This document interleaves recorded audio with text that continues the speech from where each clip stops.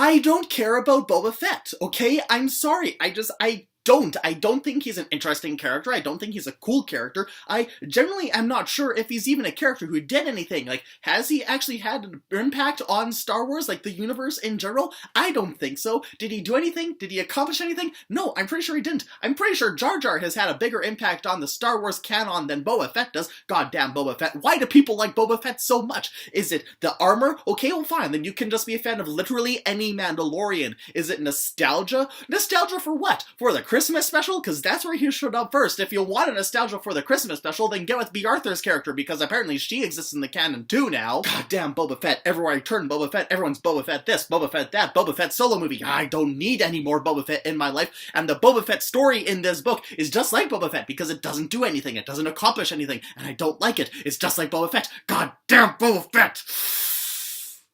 Hi, welcome to day 14 of VEDUS. That rant might be a bit of an exaggeration, but I don't get why everyone likes Boba Fett so much. It's an exaggeration, but there's truth to it, and Boba Fett gets a story in a certain point of view today. It's called Added Muscle, it's by Paul Dini, and I'm sure he tried, but it's so extraneous. It's mostly just Boba Fett bragging about how cool he is, which does not make me interested in the character at all, because if all I needed to know about Boba Fett was that he was cool, then I would be a fan of Boba Fett, because that's all anyone seems to know about Boba Fett, is that he's a cool dude. Jango Fett is a more interesting character than Boba Fett, okay? I've watched the Jango Fett solo movie. I don't care about the Boba Fett solo movie. I don't care about the Boba Fett story. It's just not my bag. But at least whenever I read a weak story in a certain point of view, I can go back to William Shakespeare and find some good quality there. Tragedy of the Sith's Revenge is going pretty well, and I'm only 2 acts into it. The first thing I want to highlight, and it's actually something that started in episode 2 and I had to go back and check, it's that Anakin and Padme are now speaking in rhyming couplets. So it's an A-B rhyming scheme, and they're rhyming with each other. Like, even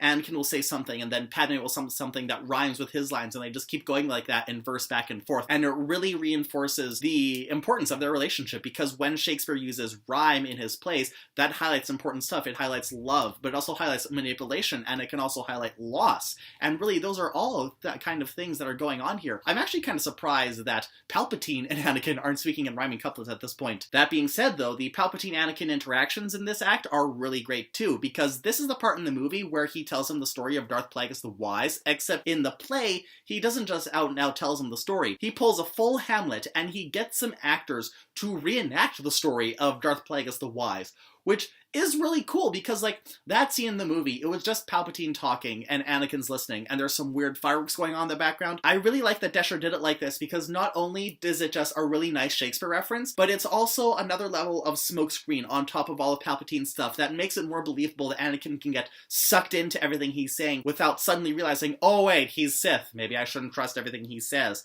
This really helps with the believability that by the time Anakin does know Palpatine's evil, it's too late. He's already been suckered in by everything. So there you have it. I read one chunk of a story that I really enjoyed and another story that I did not enjoy. But all in all, I felt it was a good day of reading. And if you guys want to keep updated with my readings and my progress, then be sure to subscribe to my channel, or you can check out my Instagram and Goodreads, which I've linked down below. And until tomorrow, I'll see you all later.